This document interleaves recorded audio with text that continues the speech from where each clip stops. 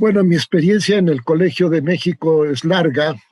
Comienza cuando estaba yo estudiando Derecho todavía, ya por 1962, que iba a buscar al profesor Eduardo Blanquel, que estaba entonces en el colegio trabajando en el programa de la historia de la Revolución de México con don Daniel Cosío Villegas. En fin, yo le iba a pedir bibliografía para estudiar por mi cuenta Historia de México.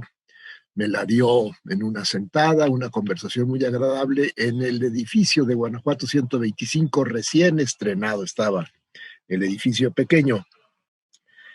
Y bueno, seguí tratando al profesor Blanquel, lo vi algunas otras veces en el colegio, fuera del colegio, pero una vez ya andando yo por la calle, me iba yo a dedicar, había terminado ya los estudios, iba a entrar a un despacho de un abogado muy bueno con el que había trabajado. Me encontré al profesor Blanquel en Reforma y me dijo, oye, ¿no has ido por lo de tu beca al Colegio de México? Pues, ¿cuál beca? Ya me informó del programa de maestría, la segunda promoción reciente que se había abierto en los años 60. Esto era en fines de 63, cuando nos vimos ya esa vez, ya había yo terminado los estudios. Y entonces me interesó mucho, hice la solicitud y entré, y ya dejé lo de la práctica del derecho. Yo ya trabajaba en otra cosa en la universidad también, en un seminario, y bueno, esa como estudiante de 64 a 68 que presenté la tesis, que me fui a Estados Unidos a estudiar, y cuando regresé al colegio en el verano de 69, el 10 de junio de ese año falleció el doctor Gauss, con quien yo había hecho la tesis. Eh, y pues el doctor Gauss me había dicho una semana antes de su fallecimiento que lo vi, pues que me doctorara pronto, que no me entretuviera mucho allá en Estados Unidos y que regresara, que quería él que yo me hiciera cargo de algunos estudiantes porque él tenía que operarse. Esto fue el 3 de junio, murió el siguiente 10 de junio de 69 y yo iba a regresar a Estados Unidos, pero me dijeron que pues prefería quedarme para hacerme cargo de esos estudiantes de maestría y lo hice muy interesado, pues por lo que significaba para mí el colegio, el encargo del doctor Gauss. Todo esto pues fue muy grato y ya me quedé en México. Eh, Trabajé como profesor del Centro de Estudios Históricos hasta eh, enero de 82, porque en enero de 82 nos fuimos, bueno, mi familia y yo, a Zamora, Michoacán, para trabajar en el Colegio de Michoacán, que había fundado don Luis González en enero de 79. Yo había ido a dar clases al Colegio de Michoacán y la idea de estar un tiempo o de establecernos en Michoacán, pues nos llamó, nos interesó, nos fuimos y ahí estuvimos. Ahí mis hijos crecieron, hicieron la primaria, la mayor desde la primaria hasta la preparatoria, 11 años y medio, casi 12 años, al cabo de los cuales regresamos a México y yo regresé al colegio, fui pues muy bien recibido por nunca me separé del Colegio de México. La relación del Colegio de Michoacán con el Colegio de México es muy estrecha y era desde entonces muy estrecha. Pues ya regresamos, reingresé al Centro de Estudios Históricos, estuve ahí como profesor, como coordinador, como director del centro un tiempo y después ya en el 95 pues me hice cargo de la presidencia, fui nombrado presidente del colegio. Yo había sido presidente del Colegio de Michoacán y había aprendido muchas cosas. se vino un proceso de burocratización tremenda. Primero en la Secretaría de Educación Pública se creó una unidad de control de gestión que pedían muchos informes. Yo batallé mucho con eso en la presidencia del Colegio de México. CONACYT, la relación con CONACYT, pues siempre cordial, pero complicada. Pedían mucha información, había que preparar la información para las instancias públicas, todo el sistema de información, que se fue haciendo más rígido a medida que pasaba el tiempo y sobre todo cuando entró en vigor la famosa ley de instituciones paraestatales, que nos pedían 4 informes al año, 3 informes trimestrales cada año. Qué cosa, 4 informes trimestrales cada año. Era un esfuerzo tremendo. Ya estando en el colegio, eso lo padecimos allá como cuando estaba en la presidencia del Colegio de Michoacán. Acá en el Colegio de México, pues en buena medida también, pero pues ya se había hecho un sistema más dinámico, no por eso menos exigente y complicado. También las reuniones de informes eran en Puerto Vallarta, fuera de la Ciudad de México, generalmente en Puerto Vallarta, un gasto muy grande, una complicación grande, mucho papeleo. Bueno, ya en la presidencia del colegio, al celebrarse un aniversario importante de la fundación de la Casa de España en México, los 60 años, pues eh, logramos la autonomía que se reconociera la autonomía del colegio como institución académica, que de hecho la tenía desde 61, porque nace con el esquema de institución universitaria libre en cuanto a institución académica capaz de dar títulos. Todo esto fue una experiencia, y debo decir, apoyado por un excelente equipo de trabajo. Estaba entonces como en la Secretaría Administrativa General, estaba el señor Dardón, y pues fue una experiencia importante que sí exigió que yo atendiera o desatendiera en buena medida la continuidad de mis investigaciones, pero no totalmente. Nunca dejé de dar clases, nunca dejé de investigar y seguí trabajando. Y ya, pues cuando vino el relevo en la presidencia, que se hizo cargo de la presidencia, fue nombrado el doctor García Diego, pues yo ya me reintegré plenamente a mi labor de investigador. En 2013, en noviembre de 2013, fui nombrado profesor investigador emérito, es decir, me retiré como profesor de planta. ¿En qué sentido? Sin dejar de estar trabajando, sin abandonar mi cubículo, ni mis investigaciones, cursos, dirección de tesis. Pues lo que sí hice fue adscribirme al plan de pensiones que se logró en la presidencia que desempeñé yo, y en los primeros años del doctor García Diego llegaron finalmente los recursos que se habían negociado anteriormente, y este plan de pensiones pues es muy importante porque permite que los profesores con edad pues se adscriban al plan de pensiones, sigan vinculados al colegio a través del programa de estudios interdisciplinarios, desempeñándose como profesores en los centros. Eso no hay problema, y abre un espacio para la renovación de la planta. Esta es la idea, que las instituciones puedan renovarse, tengan a su disposición plazas para la renovación, pero que no prescindan de la experiencia y el conocimiento que han desarrollado profesores ya con bastantes años, en edad de retiro administrativo, pero de ninguna manera retiro académico. Afortunadamente, en la profesión que tenemos nosotros como investigadores en humanidades y ciencias sociales, pues el tiempo, el paso del tiempo, la experiencia es un insumo importante. Repercute directamente sobre la posibilidad y capacidad de ver realidades humanas, porque la experiencia, la vivencia es un insumo importante en este sentido. Esa es la carrera formal como profesor investigador del colegio.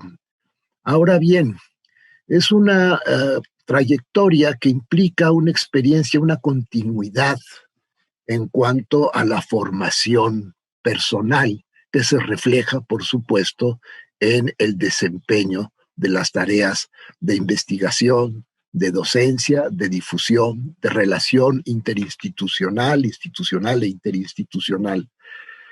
Quiero decir con esto que, a mí me llamó la investigación y la enseñanza desde que estaba yo en la Facultad de Derecho, tan es así que ya desde 1961, finales de 61, ya en 62, 63, que todavía estaba estudiando Derecho, yo fui auxiliar alumno, asistente de investigación y enseñanza en el Seminario de Sociología de Derecho, en la Facultad de Derecho.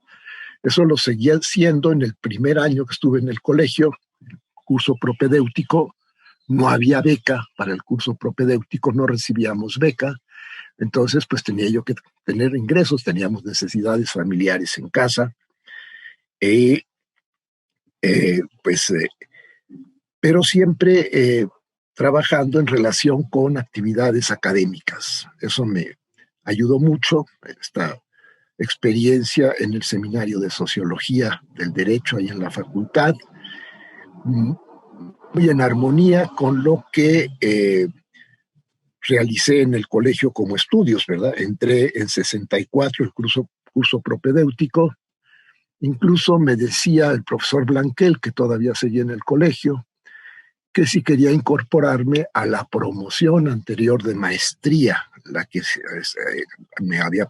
nos precedía 2 años, donde estaba, bueno, pues como estudiante, el doctor Enrique Florescano, Alejandra Moreno, la doctora Clara Lida, José Matesanz, en fin, colegas distinguidos que hoy son profesores, algunos ya, por ejemplo, José Matesanz ya retirado, pero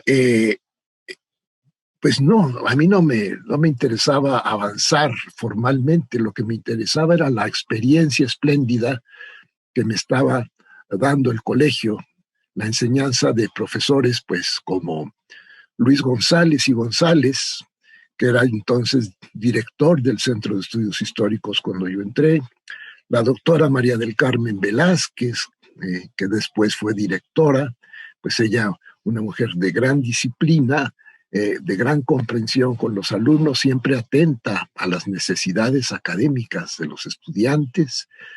Estaba el doctor José Miranda, profesor de Historia de la Historiografía, luego Teoría y Método de la Historia y después Hispanoamérica Colonial. Era un hombre de una formación magnífica, uno de los miembros, ¿verdad?, del viejo Colegio de México. Él había llegado a México en 1944 y ya en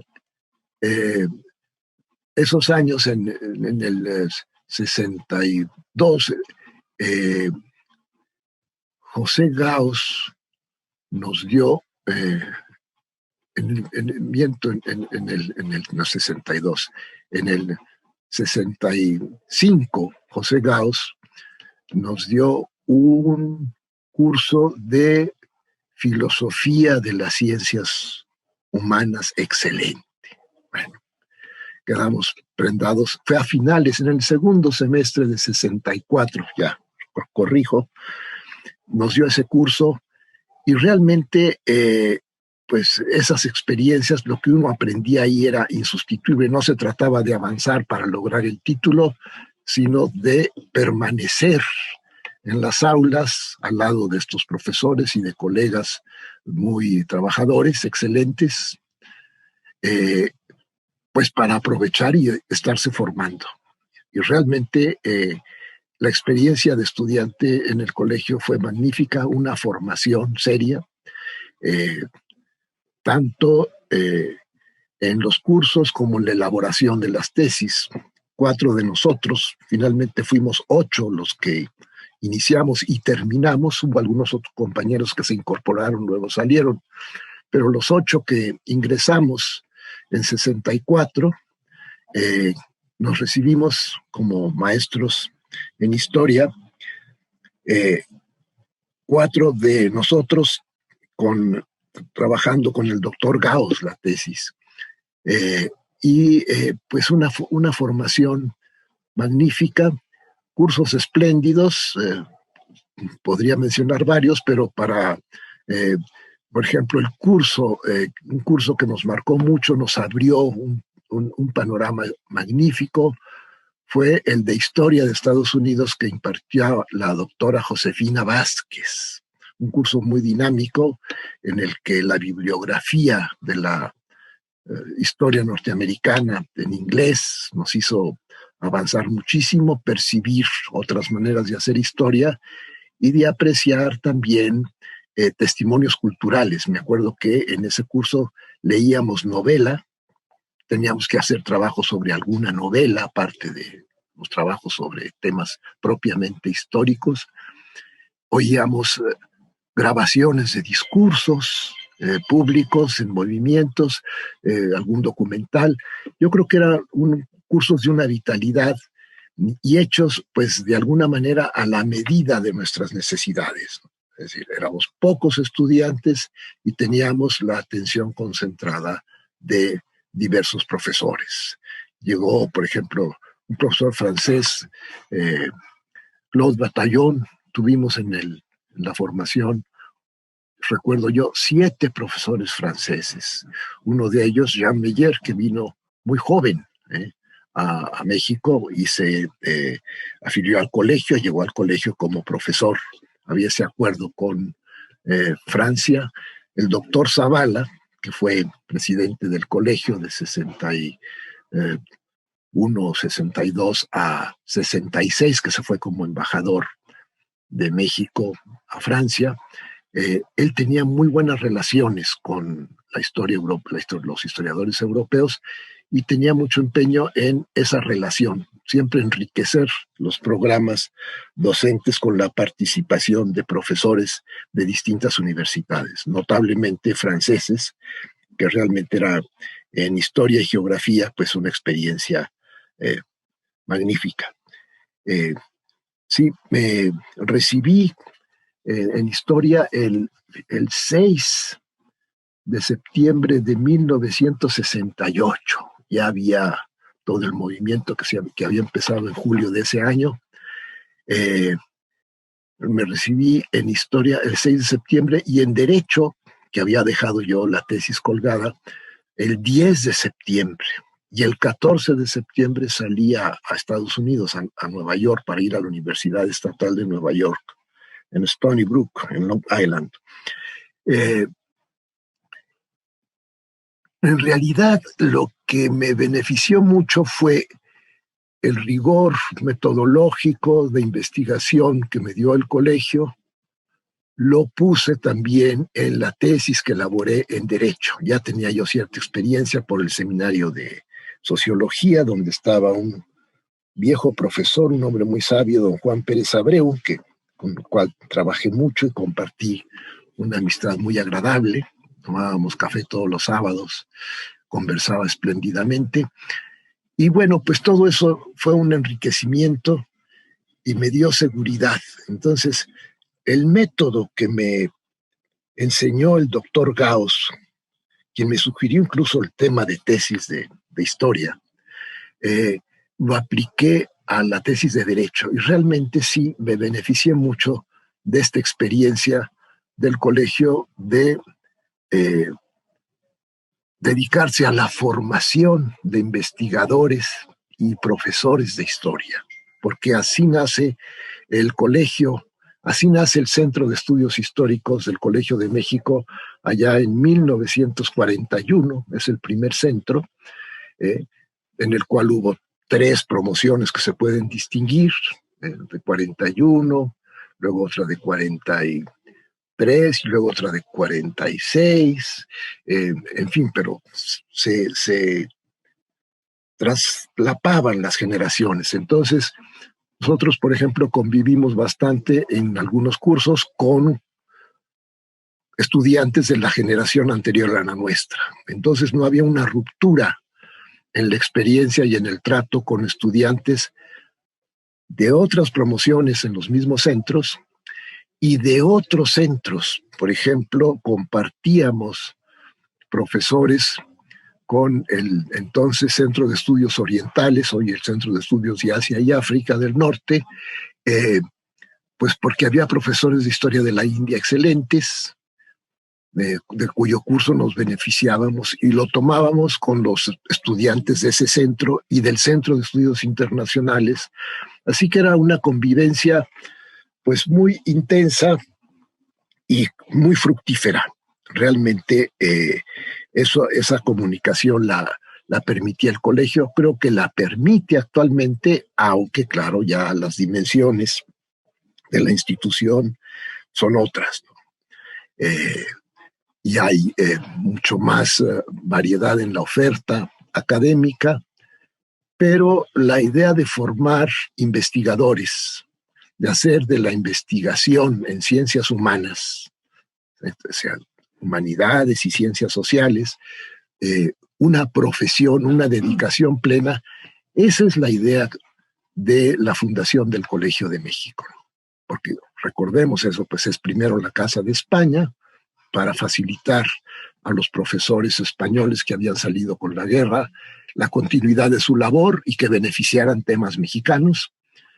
Y eso se convierte en Colegio de México ya al triunfo del régimen de Franco, pues ya el colegio se transforma, la Casa de España, en Colegio de México, y en el diseño del primer centro de estudios históricos, pues es definitiva la aportación de profesores como Gauss, José Gauss, que llegó en 38 a la Casa de España de México, nunca se desprendió del Colegio de México, José Medina Chavarría, que entonces estaba en México, Silvio Zavala, mexicano, yucateco, que había estudiado en España, ya había absorbido la experiencia y la formación en el Centro de Estudios Históricos de Madrid que dirigía Menéndez Pidal.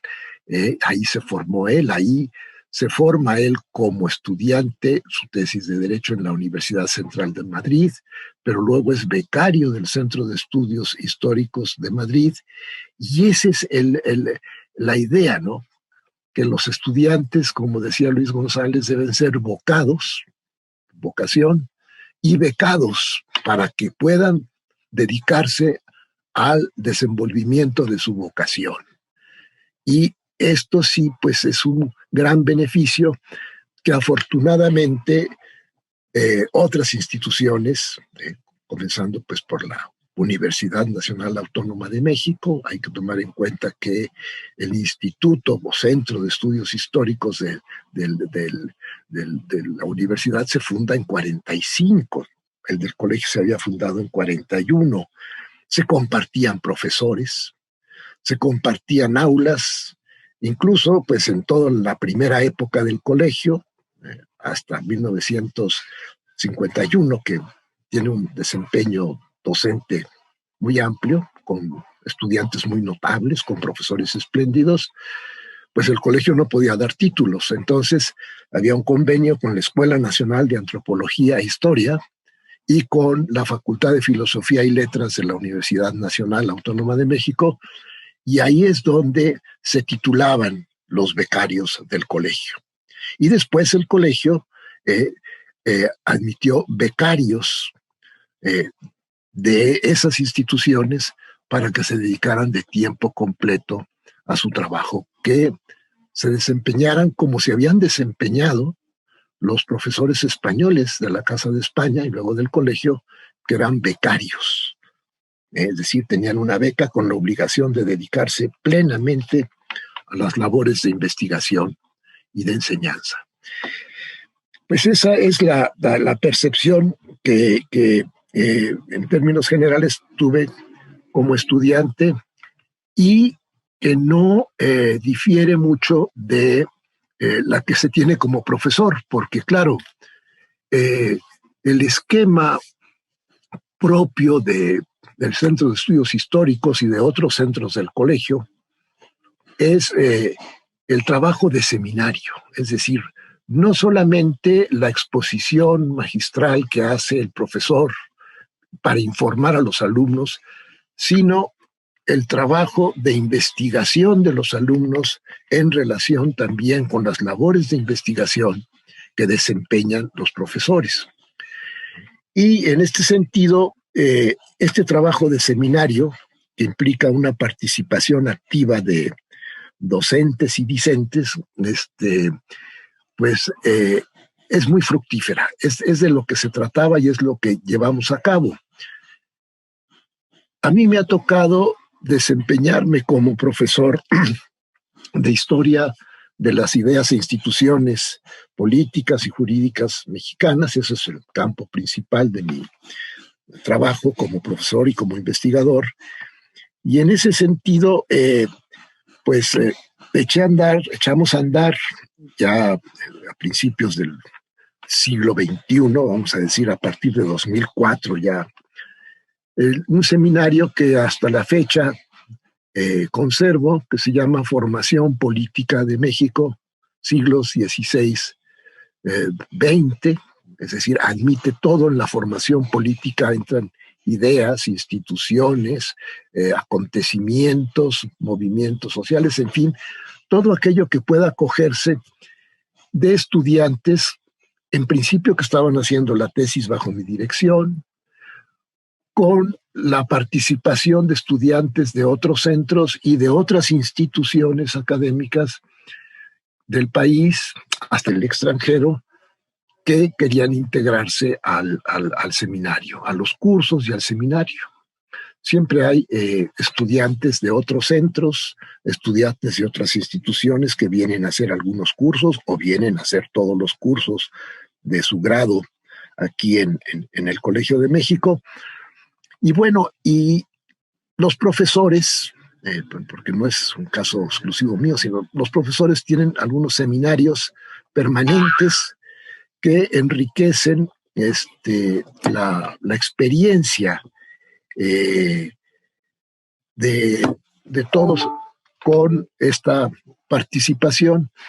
Y bueno, pues de eso han salido trabajos muy interesantes, trabajos colectivos, seminarios internacionales. Por ejemplo, en nuestro seminario Formación Política de México acogimos el Seminario Internacional Concilios Provinciales Mexicanos que se venía desarrollando en el Colegio de Michoacán, bajo la dirección del doctor Alberto Carrillo Cázares, que logró la publicación de todos los manuscritos del Tercer Concilio Provincial Mexicano, importantísimo.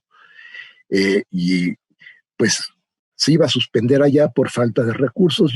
Teníamos aquí algún recurso que habíamos logrado en un concurso de proyectos en el CONACYT, y bajo esta posibilidad acogimos lo del Seminario Concilios Provinciales Mexicanos, un aspecto importantísimo, un campo importantísimo en la formación política de Nueva España.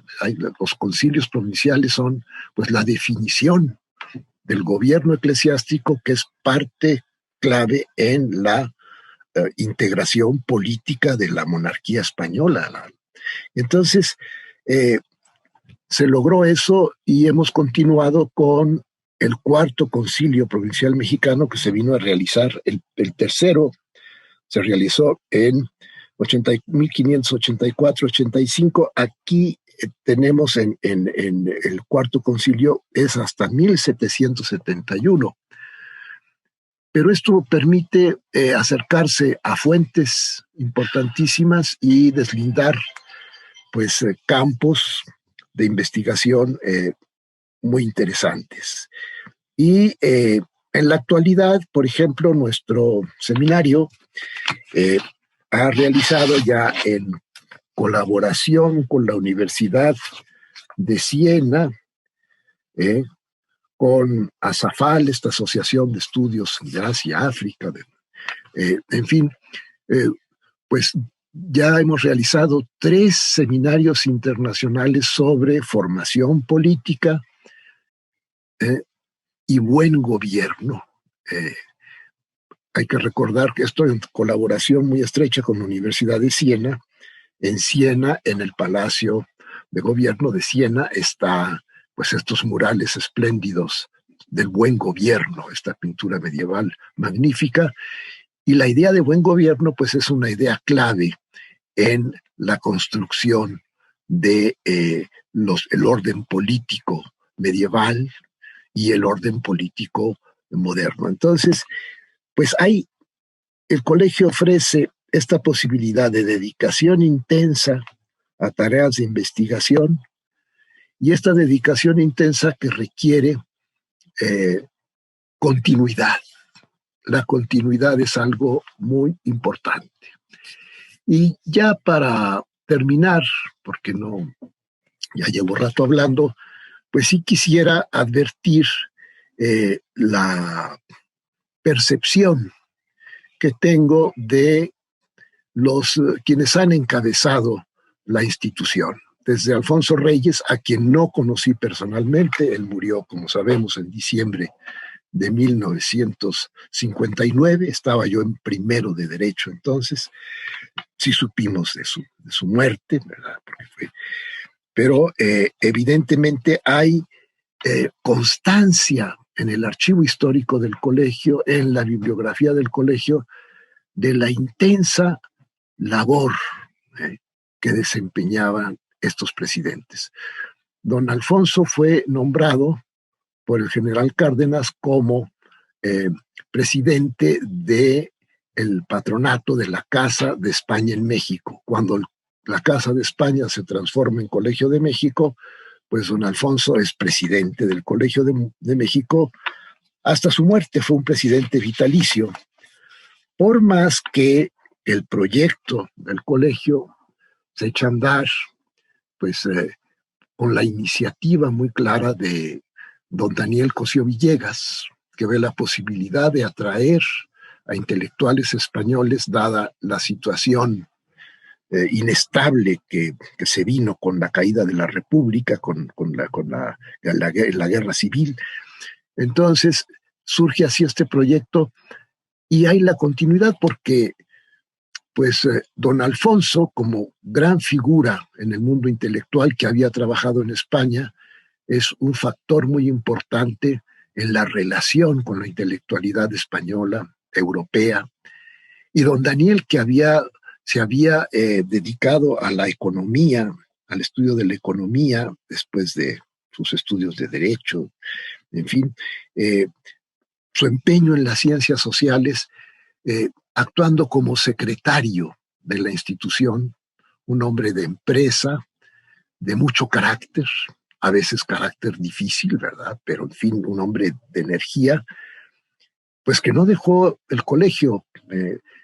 Yo recuerdo, ya siendo estudiante del colegio, la llegada, el regreso de don Daniel a la biblioteca del colegio, y ya posteriormente, todos los lunes, se aparecía don Daniel en el colegio e iba a comer con algunos profesores, colegas, profesores visitantes que estaban en el colegio. Tuve la suerte de incorporarme a esas comidas cuando ya era yo profesor del colegio, ya en 71, poco después, ¿verdad? Las últimas comidas de don Daniel, pues estuve ahí con el grupo, un grupo estable, pero siempre enriquecido con la presencia de algún visitante, pues don Daniel como presidente.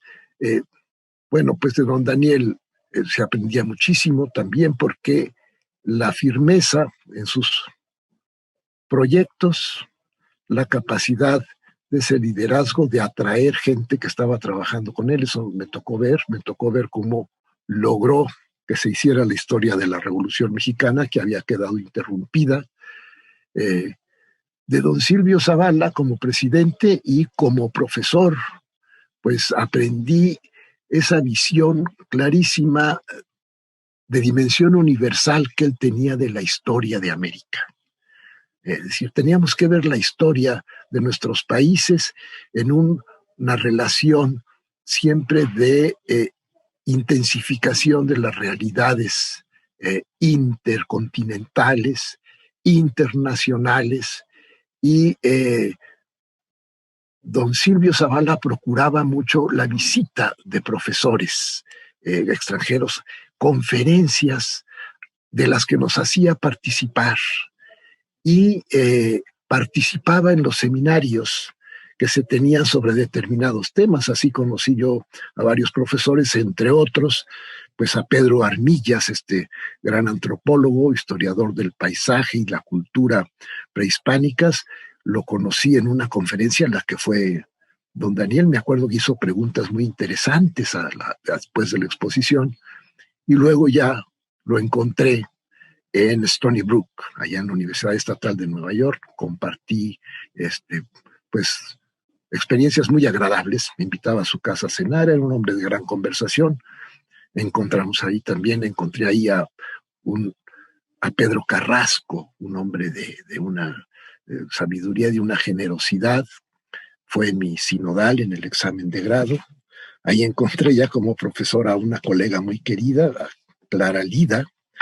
En fin, el colegio tiene esa capacidad de ser una casa muy íntima, pero muy abierta a la experiencia del mundo intelectual y cultural, no estrechamente académico. Yo creo que esto es interesante y pues ha logrado y va logrando superar pruebas muy difíciles que se imponen con la burocratización creciente. Eso es inevitable, pero está ahí. Entonces, de los 3 primeros presidentes del colegio, que está don Alfonso, tengo una memoria de oídas, de leídas. De don Daniel, pues de leídas y mucho de oídas. De don Silvio Zavala, bueno, pues de oídas, trabajos. He hecho algunos trabajos sobre su labor como historiador y como académico, como directivo académico. Después de don Víctor Urquidi, pues una experiencia enorme. La firmeza en sus propósitos y la capacidad de asimilar y de capitalizar lo que hacen otros, siempre con una exigencia de autenticidad y de seriedad. La capacidad de conciliación, de certeza y de firmeza en los propósitos del colegio de Mario Ojeda.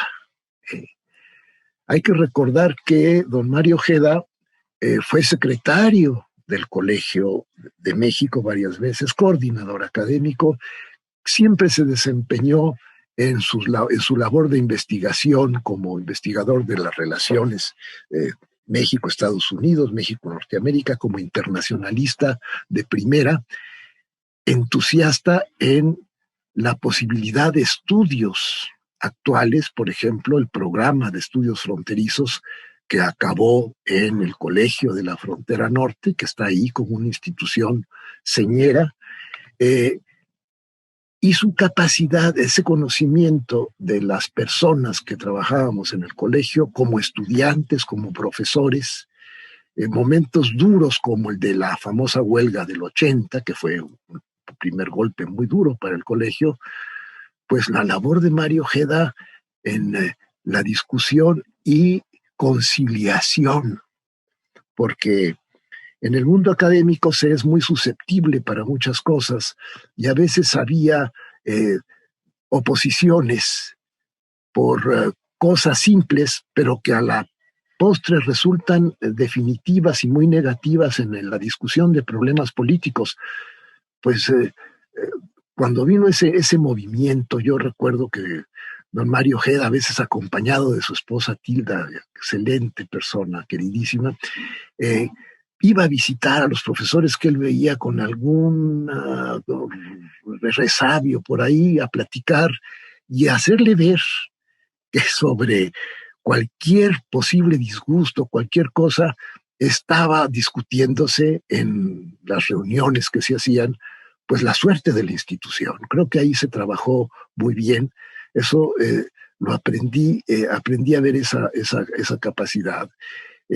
Bueno, luego me toca a mí, me beneficié mucho de lo que me habían enseñado como presidentes, los antecesores, y pues viene ya la sucesión con el doctor García Diego, tiene una visión muy amplia de las cosas, de la historia contemporánea, pero una cultura histórica, eh, historiográfica enorme y una capacidad de gestión. Y pues vinieron ya los relevos cada vez más competidos, la comunidad participa más en la designación de los directivos del nuevo presidente.